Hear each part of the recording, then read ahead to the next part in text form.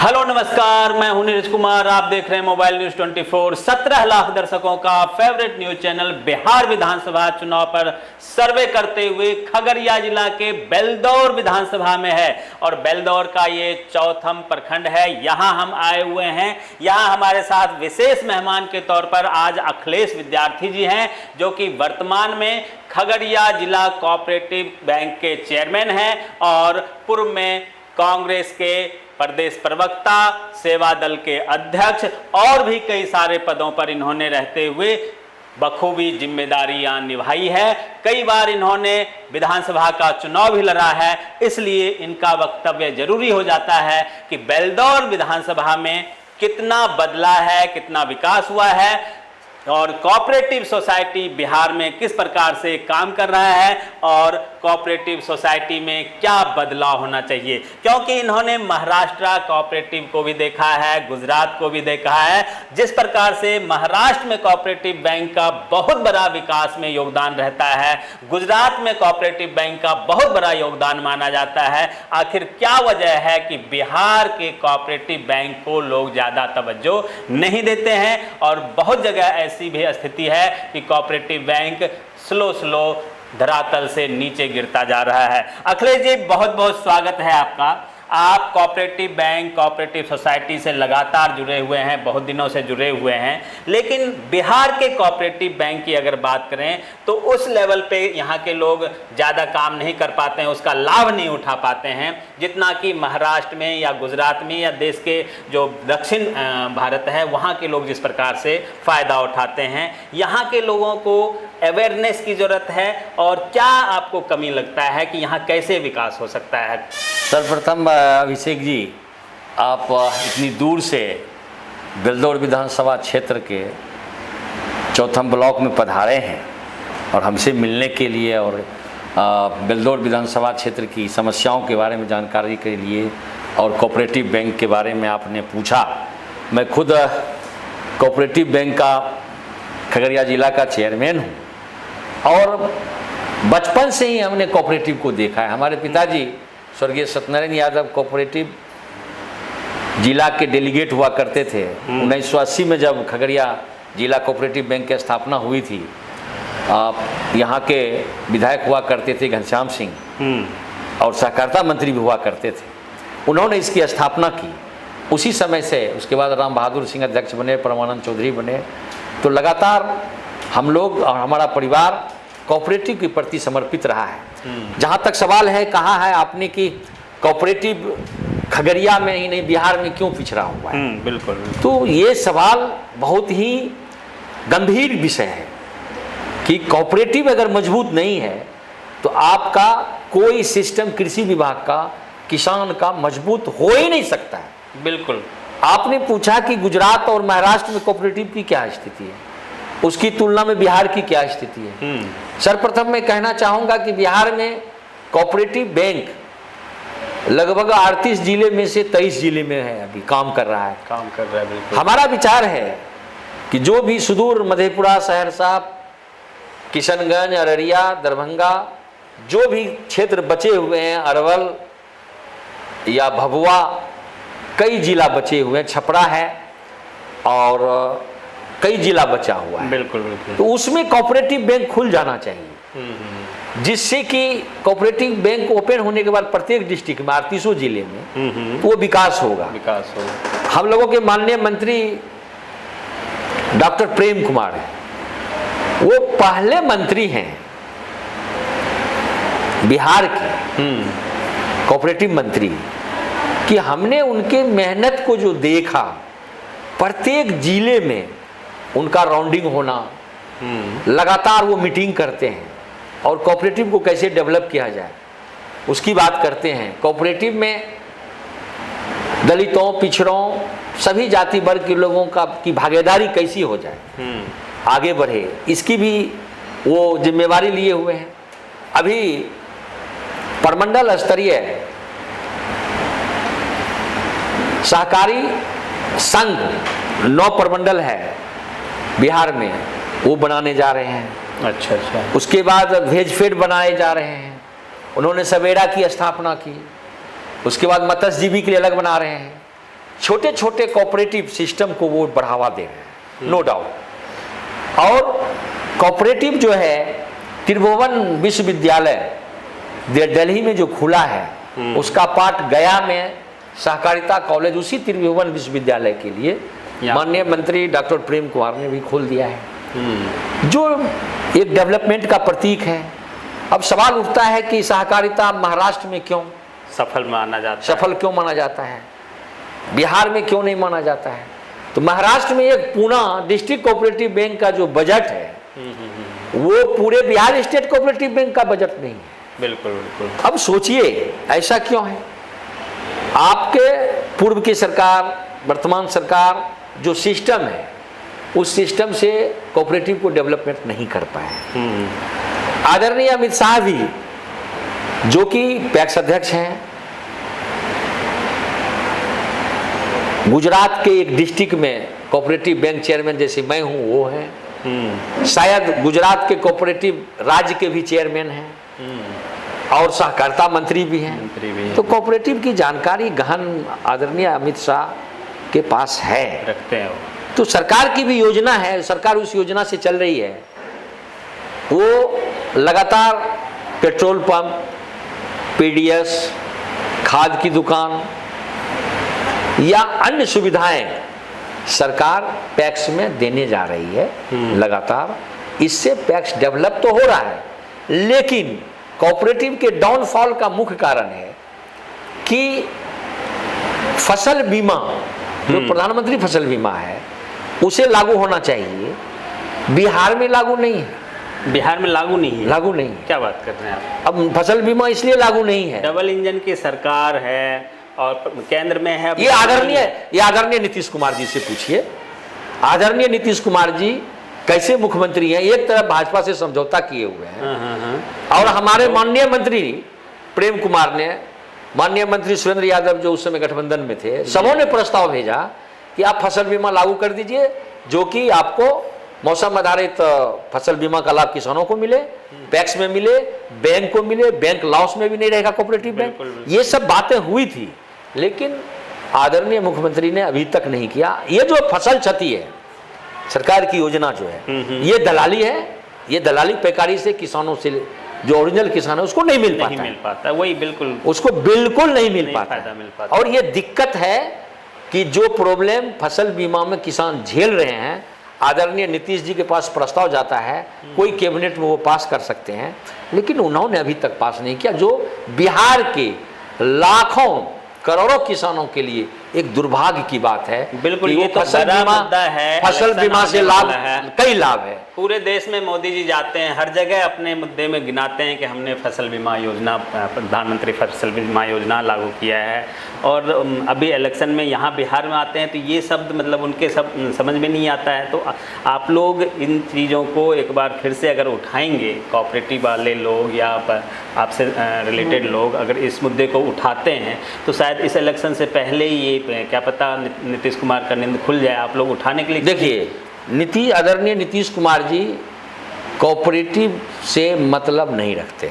अच्छा, ये मैं दावे के साथ कह सकता हूँ, क्योंकि जब से मैं देखा 2005 से आदरणीय नीतीश कुमार जी मुख्यमंत्री हैं, कोऑपरेटिव से उनको लगाव नहीं रहा। अच्छा, कहीं ना कहीं ये भी मतलब आकलन देखते हैं कि कोऑपरेटिव में जो लोग हैं, बुरा मत मानिएगा, बिहार में अलग अलग जगह पे ज़्यादा लोग विपक्ष वाले ही चेयरपर्सन हैं। इस कारण तो नहीं नीतीश कुमार को खुंदक है कि इसको फायदा मत पहुंचा। अगर इस प्रकार का खुंदक है तो वह किसानों के साथ अन्याय कर रहे हैं, क्योंकि जहाँ भी देखते हैं या तो कांग्रेस वाले हैं या आरजेडी के सपोर्टर हैं, ज़्यादातर ऐसे ही अध्यक्ष मिलते हैं। ठीक है, ये तो देखिए लोकतंत्र है। जी जी जी, democracy is the people of the people and by the people. बिल्कुल बिल्कुल क्लियर है, क्लीन है, लेकिन ये उनके मन में है क्या करना चाहिए। लेकिन जो महाराष्ट्र में हमने कोऑपरेटिव देखा, अब मैं महाराष्ट्र की बात करता हूँ। जी जी जी, गुजरात में वहाँ भी अगर ऐसा नहीं है कि वहाँ भी सत्ता पक्ष के हैं, वहाँ भी देखिए ज़्यादातर लोग शरद पवार गुट के लोग चेयरमैन हैं। हालांकि नितिन गडकरी जी के भी बहुत हैं, लेकिन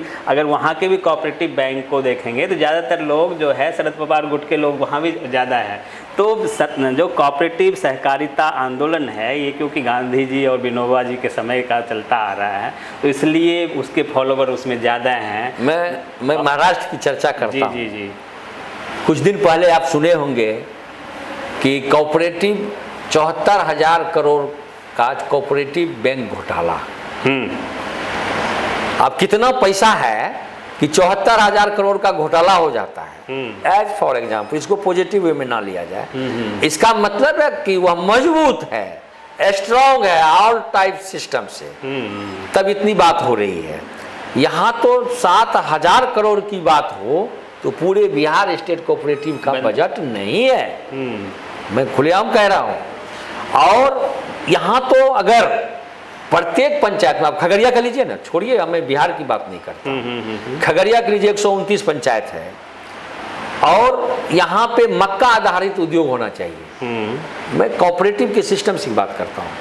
अमेरिका में मक्का के तेल से पूरी छकता है। बिल्कुल। यहाँ तो मक्का आप देखेंगे नेशनल हाईवे 107 हो या अलोली का क्षेत्र हो, इधर बेलदौर हो, इधर चौथम हो, ठुट्टी मोहनपुर से लेके माली, कंजरी, पिनगरा, बसुआ, कोयला, ये सब देखिए मक्का का कटोरा है। एशिया में प्रथम है यह एरिया। यह बेलदौर विधानसभा तो मक्का में एकदम सर्वप्रथम है। लेकिन मक्का आधारित उद्योग नहीं होने के कारण मक्का का ओरिजिनल मूल्य नहीं मिल पाता है जो होना चाहिए। हाँ, अभी हम लोग देख रहे थे कि किसानों को 1800-1900 में मजबूरी में बेचना पड़ रहा है क्योंकि उनके पास रखने का जगह नहीं है, जाए तो जाए कहाँ। जबकि सरकार ने शायद 2300 या 24 कितना रेट दे रखा है, वही 2300-2400 का रेट है, 1800 भी नहीं मिल पाता है। और बिचौलिया जो है उनका कहना है कि हम खरीद के दूसरे को देते हैं, दूसरा खरीद के तीसरे को देता है, फिर जाके आप देखेंगे कि एक मानसी के पास मक्का का एक मेज फैक्ट्री है। जी जी जी जी। सही सही बताइए उसकी क्या हालत है।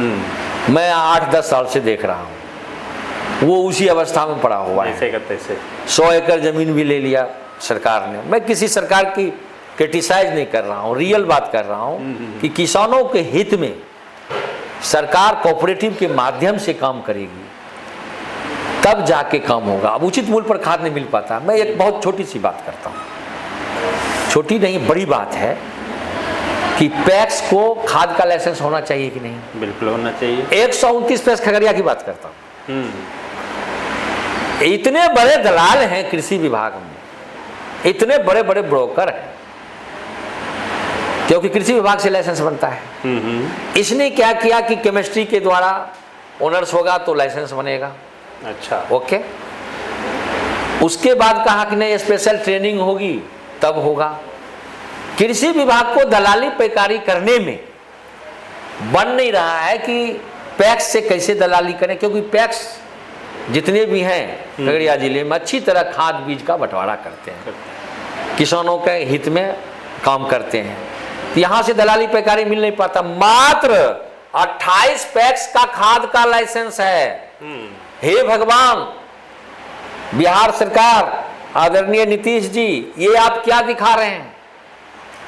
28 पैक्स का लाइसेंस हो और 100 पैक्स का नहीं हो, इसका मतलब है आप बड़े बड़े जो ट्रेड वाले हैं, खाद वाले, बीज वाले, लाइसेंसधारी, उसको इसलिए दे रहे हैं वो ब्लैक मेलिंग करे, ब्लैक मार्केटिंग करे, उसका कहीं ना कहीं हिस्सा ऊपर भी पहुंचा रहे होंगे। उसका हिस्सा कहां पहुंचता है, आपसे बढ़कर कोई किसी को जानकारी नहीं। बिल्कुल बिल्कुल। किसान मरता है।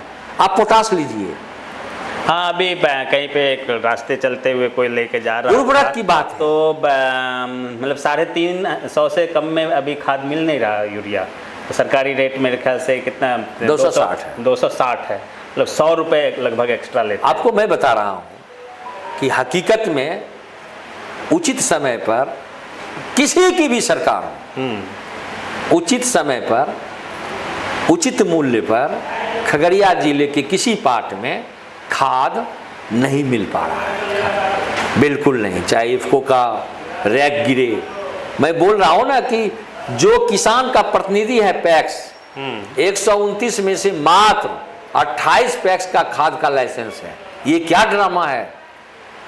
इसलिए इसमें जो कृषि विभाग के पदाधिकारी बैठे हैं उसका योगदान है। बिल्कुल। वो जानबूझ के पैक्स का नहीं बनाएंगे, ये लोग उचित मूल्य पर दे देते हैं, ब्लैक मार्केटिंग करने देते नहीं हैं। तो कहीं ना कहीं सरकार की इच्छा शक्ति की कमी है, जिस कारण बिहार का जो सहकारिता आंदोलन है वो सक्सेस नहीं हो पाया है। अब एक चीज बताइए, वहां से कहते हैं कि प्रधानमंत्री फसल बीमा हो, आप गठबंधन में हैं और फसल बीमा के नाम पर यहां गठबंधन कर रहे हैं। ये आप किसानों और मजदूरों को सबको ठग रहे हैं ना। आपको फसल बीमा लागू करते तो कोऑपरेटिव बैंक की स्थिति अच्छी होती। बिल्कुल बिल्कुल। आपको आश्चर्य लगेगा, फसल बीमा लागू बिहार में नहीं होने के कारण एसबीआई, यूनियन बैंक, जो और गवर्नमेंट सरकारी बैंक है, वो केसीसी लोन किसान को देना नहीं चाहती है, इसीलिए कि माफी नहीं होगा। नहीं होगा।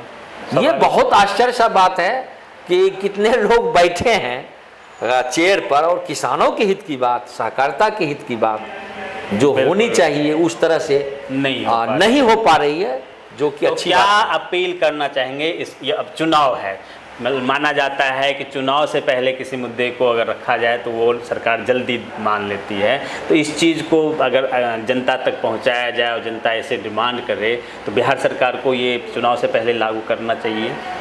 हमारा कहना है सारे पार्टी के गठबंधन को तोड़ो, सारे किसान बिहार का एक हो जाओ और सहकारिता आंदोलन को बढ़ावा दो। प्रत्येक पैक्स में छोटे छोटे उद्योग हों। 8,434 पैक्स है बिहार में, उसमें प्रत्येक पैक्स में छोटे छोटे उद्योग हों। उससे क्या होगा, जैसे महाराष्ट्र में चीनी मिल क्यों प्रसिद्ध है, लगभग पैक्स में छोटे छोटे शक्कर चीनी मिल हैं। बिल्कुल बिल्कुल। और बड़े उद्योग भी उससे जुड़े हुए हैं, बड़े उद्योग भी जुड़े हुए हैं और सारा सप्लाई होता है, मार्केटिंग सिस्टम है और पैक्स भी मजबूत है, उसको लोन दिया जाता है। हाँ, कभी कभी नितिन गडकरी का मैं जब सुनता हूँ तो जब सहकारिता की बात करते हैं पैक्स के और कोऑपरेटिव सोसाइटी की, तो मतलब करोड़ों का फैक्ट्री चलता है। भाजपा में नितिन गडकरी एक अलग टाइप्स के डेवलपमेंटल माइंड पर्सन है। उसको इंडिया के सारे नेता सारे सिस्टम मानते हैं, चाहे नेशनल हाईवे की बात हो और बात हो, तो वो अच्छी तरह सारे देश का विकास करते हैं। One of the most popular person of India. चलिए, ये तो हो गया सहकारी और कोऑपरेटिव बैंक की। अगर हम बात करें आपके बेलदौर विधानसभा का, क्योंकि 4 महीना रह गया है कुल मिला के विधानसभा चुनाव, मेरे ख्याल से 1.5-2 महीने बाद शायद आचार संहिता लग जाए या 2.5 महीने बाद लग जाए। आपको क्या लगता है बेलदौर विधानसभा में पिछले 4-4.5 साल में क्या कुछ काम हुआ है, कितना बदला है बेलदौर, और कितना लोग यहाँ के विधायक से खुश हैं, कितने लोग नाराज़ हैं? क्या मतलब अगर पार्टी पॉलिटिक्स से ऊपर उठ के भी एक आम आदमी के तौर पे, कांग्रेस छोड़ दीजिए, बीजेपी छोड़ दीजिए, जदयू छोड़ दीजिए, आरजेडी छोड़, आप भी क्योंकि कोऑपरेटिव से जुड़े हुए हैं, चुनाव भी लड़ चुके हैं, क्या लग रहा है अगर आप चुनाव लड़ना चाहें ना लड़ना चाहें बाद की बात है, वो बाद में सवाल पूछेंगे हम आपसे, एक आम आदमी के तौर पर क्या आपका मानना है, कितना विकास हुआ है? देखिए, बेलदौर विधानसभा में 39 पंचायत है। 16 पंचायत बेलदौर प्रखंड का है, 13 पंचायत चौथम प्रखंड का है, 10 पंचायत गोगरी प्रखंड का है।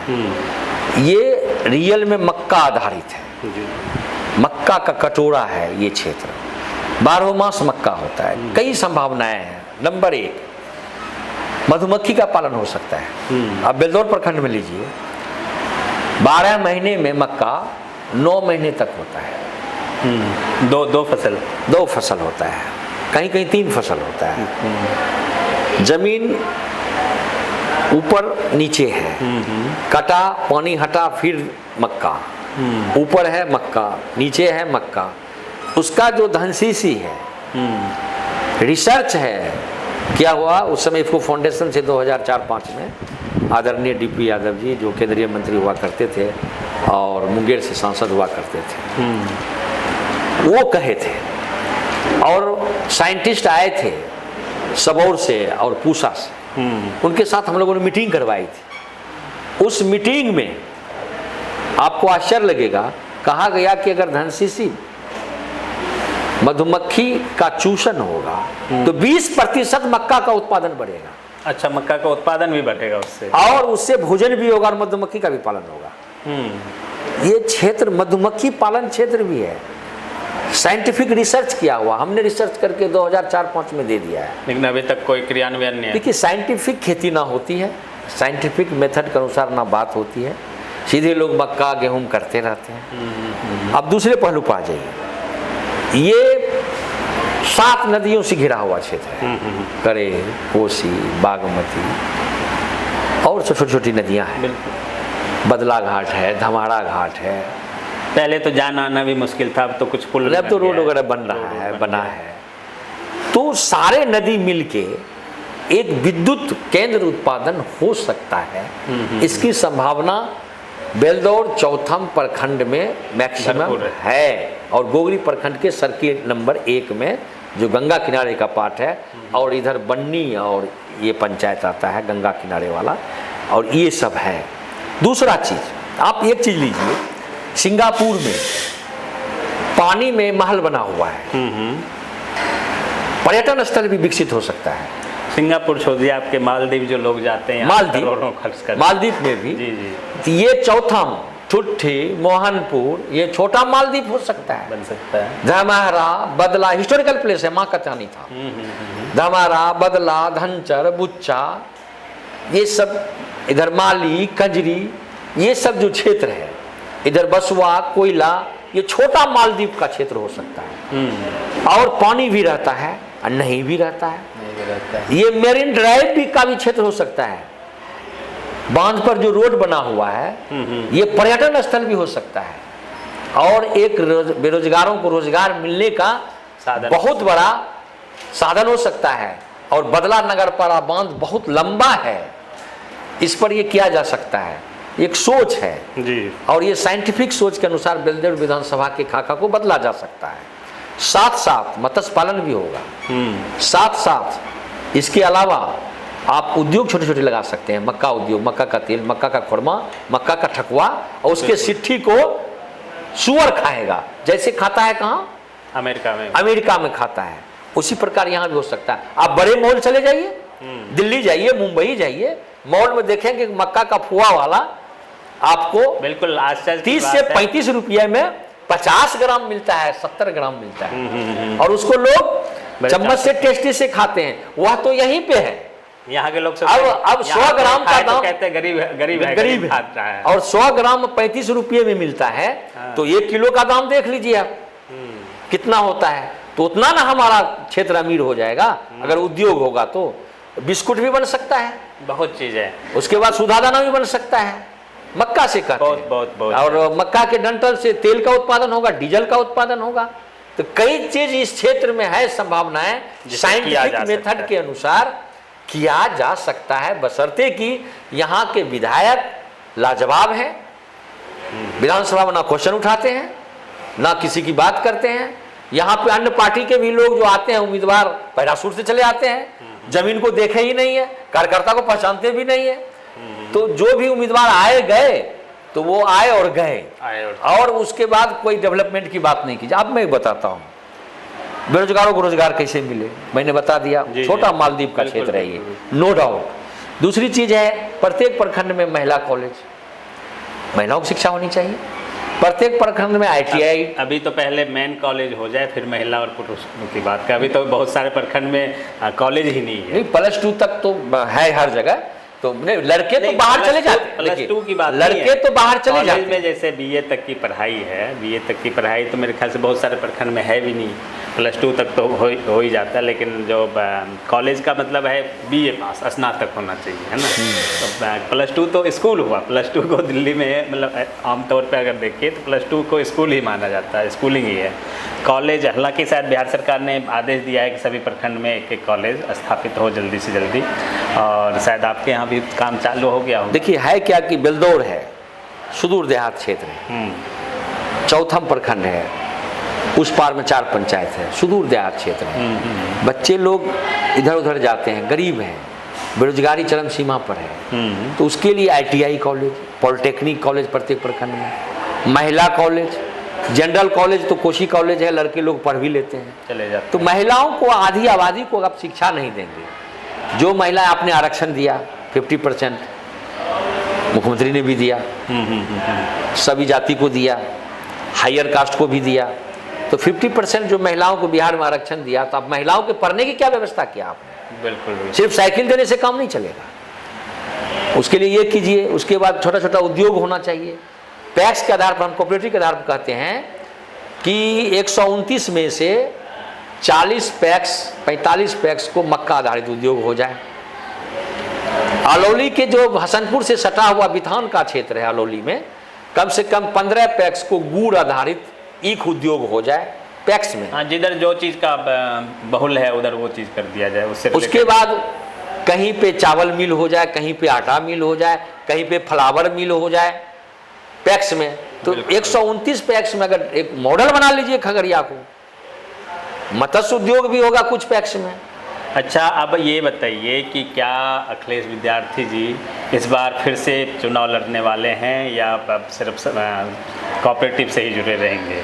देखिए, हमारे नाना जी यहाँ से एमपी हुआ करते थे जी, ज्ञानेश्वर प्रसाद यादव। अच्छा, हम गए थे आपके शायद खगड़िया के ये जो है मुंगेर वाले रोड पे जाके कोई गांव पड़ता है, उधर ही कहीं है क्या? नारायणपुर साइड। हाँ, नारायणपुर। अच्छा, नारायणपुर साइड, इस साइड में। हाँ, ठीक है। तो 4 बार एमपी एमएलए रहे, 2 बार एमपी 2 बार एमएलए रहे, और समय के अनुसार उसी खानदान से हम जुड़े हुए हैं। राजनीति रग रग में है। लगातार हम 4 बार से पैक्स अध्यक्ष कंटिन्यूस, निर्विरोध भी रहे, चुनाव भी लड़े, कोऑपरेटिव बैंक का चेयरमैन भी हैं, और सहकारिता आंदोलन से जुड़े हुए हैं। हम पार्टी पॉलिटिक्स से ऊपर उठ के काम करना पसंद करते हैं। जो आदमी डेवलपमेंटल हो उससे जुड़े रहते हैं। ऐसी बात नहीं है किसी से एलर्जी रखना पॉलिटिक्स में या सिस्टम में। जो डेवलपमेंट करे उसके साथ जुड़े। अभी मैं तत्काल कांग्रेस से जुड़ा हुआ जी, लगातार 25 साल से क्षेत्र में। जो यह क्षेत्र है बेलदौर, चौथम, गोगरी, मैं एक एक व्यक्ति को जानता हूँ, एक 39 पंचायत के सिस्टम को जानता हूँ। आपको याद होगा 2004 में इफ्को फाउंडेशन से हम जुड़े हुए थे। लगभग 2011 तक 5500 किसान के साथ बाय इफ्को फाउंडेशन 5 करोड़ का फंड आया था, बाय डीपी यादव ट्रस्टी थे। 5500 किसान के साथ सबौर, समस्तीपुर, पूसा कृषि विश्वविद्यालय भ्रमण में भी गए, किसानों को ट्रेनिंग भी दिए हैं, दिलवाए भी हैं। और 35,000 आम का वृक्ष पूरे विधानसभा में, 2,000 अमरूद का वृक्ष, इलाहाबादी अमरूद का, अच्छा, और 1,000 आंवला का वृक्ष फ्री में लगवाए हैं, बांटे। कई जगह मिलेगा आपको।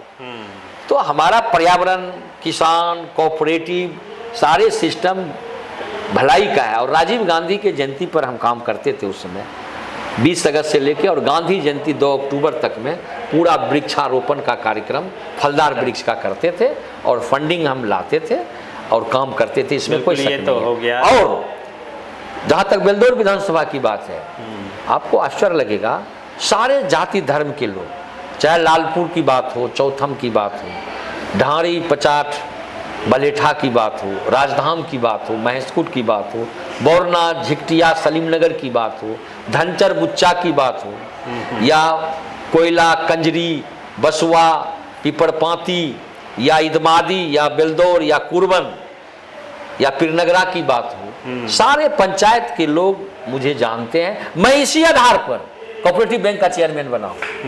आपको आश्चर्य लगेगा, जब मैं चेयरमैन बना सारे जाति के लोगों ने हमको वोट दिया, किसी एक जाति का मैं नेता नहीं।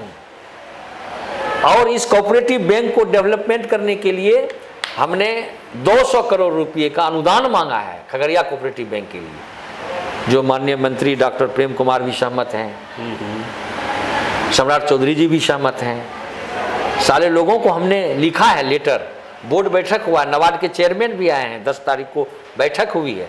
तो कोऑपरेटिव डेवलपमेंट के लिए भी काम कर रहे हैं। हम डिगने वाले लोग नहीं हैं।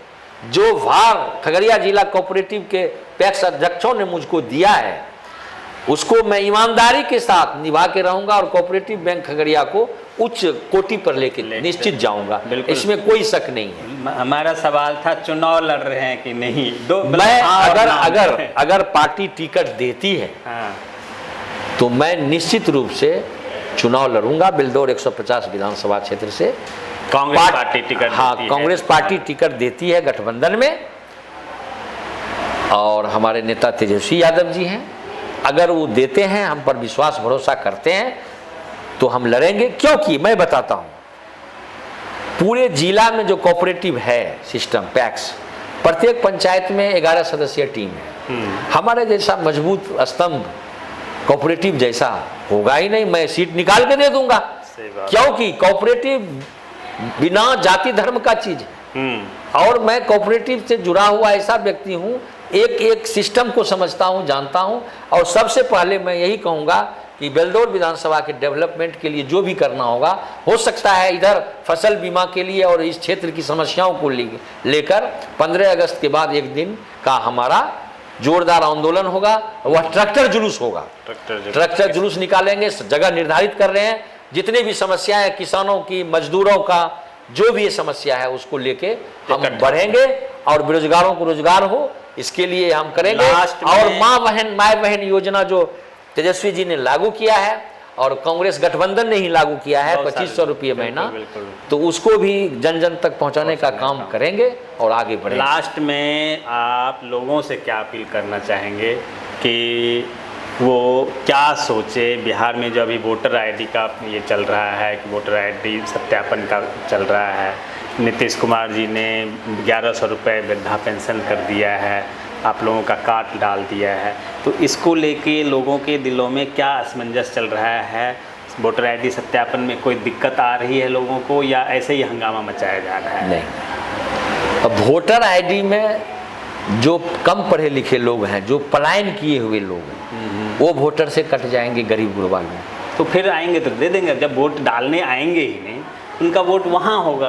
तो नहीं, वोट तो डालने यहीं आएंगे, सब वोट डालने आते हैं छुट्टी में, जो आएंगे अच्छी उनका तरह तो बन ही जाएगा। हाँ, तो अच्छी तरह यहाँ पे ये समस्या हो रही है, गरीब लोग का वोट कट जाएगा और दलितों पिछड़ों का वोट ज़्यादातर कट जाएगा, अल्पसंख्यकों का वोट कट जाएगा। अब सरकार की जो नीति है, एक चीज़ सोचने का चीज़ है कि जिस वोट से देश का चुनाव हो गया पार्लियामेंट का, जिस वोटर से, उस वोटर में क्या कमी रह गई, आदरणीय महोदय सब बतावें कि आप विधानसभा में उस वोटर को चेंज कर रहे हैं। विधानसभा चुनाव होने दीजिए, आगे फिर आपको चेंज करना है कर लीजिए, जिससे देश का कानून बन गया। देश के पार्लियामेंट में सारे लोग चले गए, 543 लोग, और उसी वोट से कम 243 का चुनाव बिहार विधानसभा में होने दीजिए। हम लोग जो है तेजस्वी यादव के नेतृत्व में चुनाव लड़ भी रहे हैं और उनको मुख्यमंत्री बनाना भी है, और युवाओं में सारे जाति धर्म में एक लहर भी है। और आपने पूछा कि नीतीश कुमार जी की जो नीति है, रणनीति है, हम लोग वो क्रिटिसाइज में नहीं जाएंगे, इसलिए नीतीश कुमार जी अभी बीमार मुख्यमंत्री हैं, वो अपने से बेचारे निर्णय नहीं ले पाते हैं, और यही लोग सब निर्णय लेते हैं क्या करना है नहीं करना है।